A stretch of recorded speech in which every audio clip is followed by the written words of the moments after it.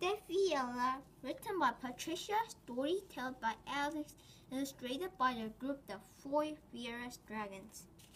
Once in a place called San Francisco, there lived a joyful girl named Stephieella.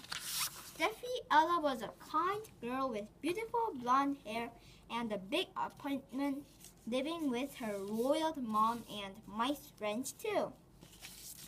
Until one tragic day, her mom died of a car crash. Her dad remarried with a cruel-hearted woman. She had two daughters of her own. Their name was Sophie and Kate. They were both mean as wolves. But one terrible day, Stephieella's dad had to go on a meeting for a week. Sophie asked to bring her back dresses, jewels, and new shoes. Kate, she asked to bring her back purses, hats, and jewelry. Stephieella's dad asked Stephieella, "Do you want anything?" Stephieella nodded her head and replied, "Just the first penny that you get." With a warm smile, Stephieella's dad waved his hand and off he went. The next morning, breakfast was served and the stepsisters were talking on the phone while Stephieella mops the floor. After the stepsister and stepmother finished eating, there were little scraps for Stephieella. But Stephieella always invited her mouse friends to eat with her. After noon, there was an invitation card to the baseball game. Stephieella picked it up and screamed happily. Kate and Sophie and the white stepmother came down. Then Stephieella read out loud what was written on the letter. "Stephieella, go to the shop and get 3 fine clothes," called the stepmother. Stephieella went to the market as fast as she could and came back. Then she asked if she could go to the baseball game also. But the white stepmother said no. An hour later, it was now time to go to the baseball game. The two sisters walked proudly into the car. But the stepmother gave Stephieella an evil grin and went. When the evil stepsisters and mother left, Stephieella sadly closed the door and sobbed in the living room. Until suddenly, there was a knock on the door. Stephieella knew she shouldn't open it, but then she opened it. There stood a lady with black skin with a beautiful blue dress. She said hello, and she told everything she knew about Stephieella. Then Stephieella said, "You're my true fairy godmother. Could you please make me go to the baseball game?" She replied, "Of course," with a pretty kazam. Then, suddenly, the old ugly rat turned into a light blue shirt and jeans with glass boots.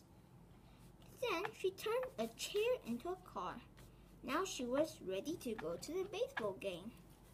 But the godmother reminded that this magic will only last until 3 o'clock. Said godmother. With a poof, now she was gone. Stephieella raced off just in time for the baseball game. Then the game started. At the middle of the game, the famous player, Buster Posey, threw the ball too far, but Stephieella caught it and threw the ball back. Then it was 3 o'clock. Ding, ding, ding. Stephieella raced off and dropped a boot. Buster Posey ran after her, but she was too fast. He picked up the glass boot and wanted to find that beautiful girl. While that was happening, Stephieella was almost home when poof! The car changed into a chair and the clothing changed back into the old rags. But only she had was the one piece of the glass boot. Stephieella took the boot out and walked barefoot home. After the baseball game, the famous Buster Posey made posters saying whoever hit this boot will be his wife. Buster tried it on every girl but their foot was too big. Finally, Buster arrived at Stephieella's apartment. The stepmother told Stephieella to make snacks. Then the stepmother's child opened the door and Kate and Sophie tried the shoe. First, Kate tried but her heel was too big. Then it was Sophie's turn. She tried it on also, but this time her toe was too big. Then Stephieella arrived with the snack she had. Then Buster Posey asked if she wanted to try the boot on also. She said yes and tried it on. It fitted perfectly. It fits! Buster Posey shouted. Jumping with joy, he took Stephieella's hand and went out the door and told everybody the news. A month later, they had a big wedding with a lot of cakes and a lot of punches also. Then they lived happily ever after. The end.